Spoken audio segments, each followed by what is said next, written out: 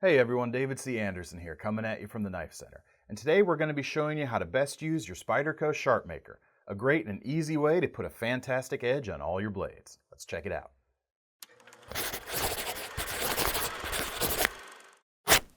So the Spyderco Sharpmaker is one of our favorite recommendations for folks who are looking for an easy way to maintain their blades. I've given a lot of them away as gifts over the years. One of them lives in my kitchen as well. And we've even got one that lives here at our office that makes sure our edges are in tip-top shape all the time. One of the nice things about the Sharpmaker is it comes in a really sleek package. All of the elements pack into this nice plastic case that then doubles as the base when you actually use it. After we take the lid off, we see all the different elements are right here inside.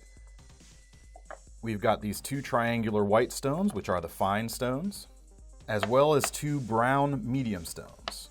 We've also got these two brass rods, which function as a safety measure when you're using the device. The Sharpmaker comes set up for two different main angles, both a 40-degree and 30-degree inclusive angle, and you can see those marked here on the base to let you know which side is which. One thing to note that these are inclusive measurements that Spyderco puts on the base, so that's a 40-degree inclusive edge, which is the same thing as a 20-degree per side edge. Same thing on the other side is a 30-degree inclusive or 15-degree per side angle. These days, a lot of factory edges do come with a 40-degree inclusive angle, but we are starting to see some thinner edges, especially on Japanese kitchen knives, that come with something closer to a 30-degree inclusive angle. That 30-degree angle on the Sharpmaker can also be useful if you want to thin down the shoulders behind your edge on your 40-degree inclusive blade.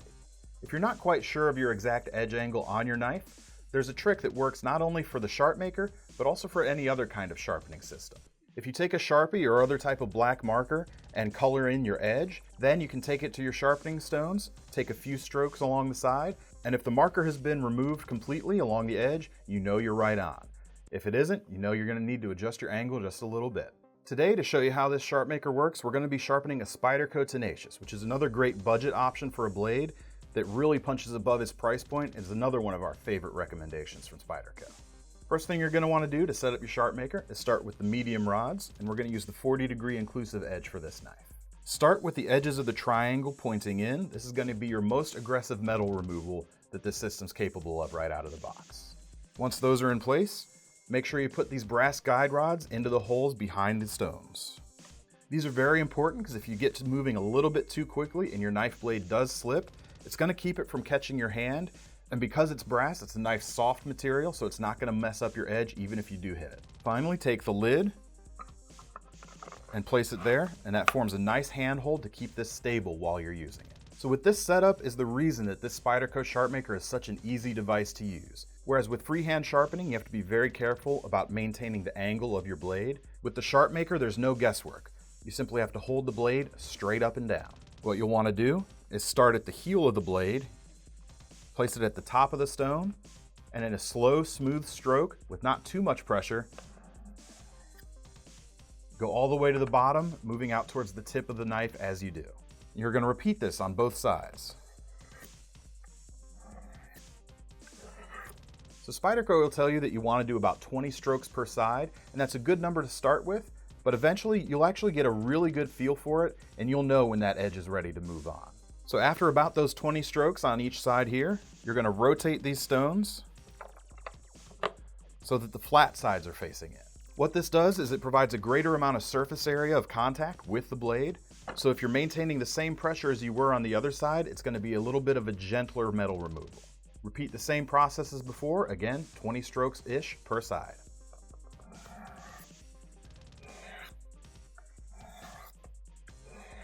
After this point, we have a little bit more refining to do on the edge, but at this point it should be able to cut paper fairly easily.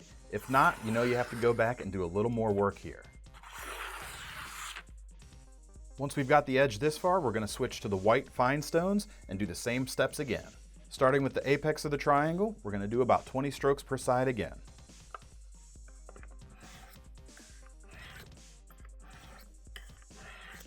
After that, switch to the flat sides, 20 strokes again.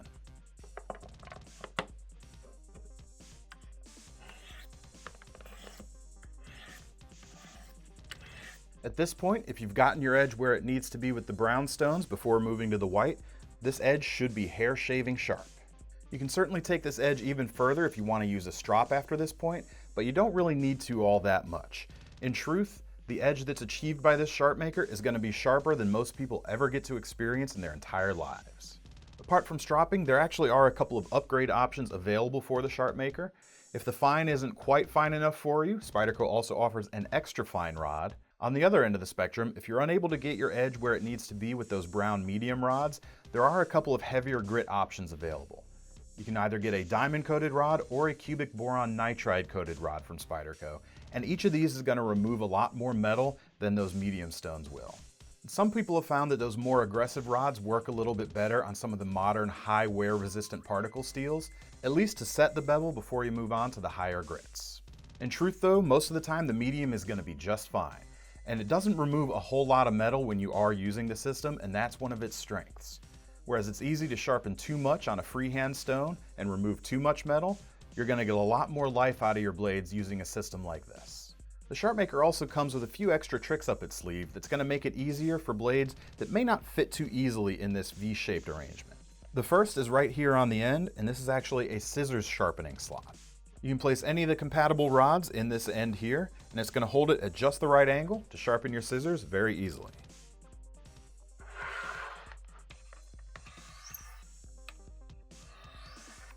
When you are sharpening the scissors, you're going to get a little bit of a burr come up here over the side when you're doing this process. Sometimes that'll snip off just fine when you close the scissors, but it can be helpful to come in with the rod, lay it flat on the underside of the blade, and remove the burr manually. So if I remove all of these things, I'll show you the last trick on the underside of the base. You can see there's two slots cut out of the base on the bottom right here. And those are designed so you can nest the two rods next to each other and form a nice bench stone with them. This is going to be helpful if, for instance, the angles you need don't quite match up to the preset angles, or if you have something like a larger work knife that might be a little bit too long to comfortably pull through that V-shaped arrangement. Allows you to get in right there and use it just like any other traditional bench stone. The last thing you'll notice is that all of these rods come with a milled slot on one side, and that allows you to work on things with points such as fish hooks, darts, ice picks, or that sort of thing. Allows you to get in there, twist it around as you're sharpening to maintain a very acute point. So hopefully we've showed you everything you need here to use your Sharpmaker effectively. Or if you're on the fence, show you that this is a very easy system to use that just about anyone can master. It's very easy to maintain the angle you need. It's just straight up and down, and you don't need to worry about any cumbersome clamps or guides. If you like what you see here and want to get your hands on one, make sure to click the link in the description below to head over to KnifeCenter.com.